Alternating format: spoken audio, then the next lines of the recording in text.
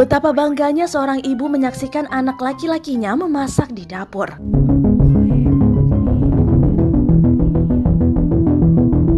Momen itu pun diabadikan dan diunggah akun TikTok @zia86albi dan dibagikan kembali berbagai akun anonim di Instagram.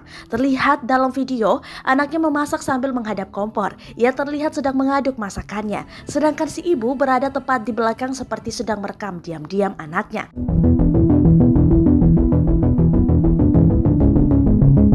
Anaknya begitu santai memasak sampai tak menginjakkan kaki di lantai. Anaknya malah memilih duduk di meja yang panjang dekat dengan kompor. Kaki si anak juga terlihat ditekukan di atas kompor. Santuy banget, tulis keterangan akun @viralbener yang turut membagikan postingan tersebut.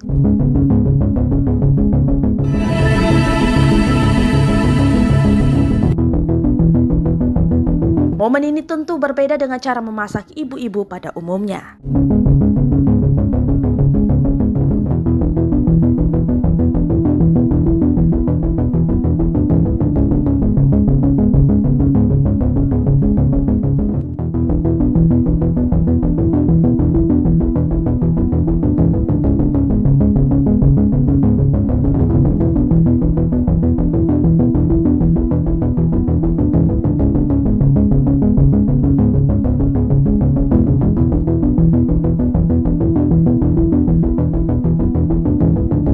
Terima kasih sudah nonton.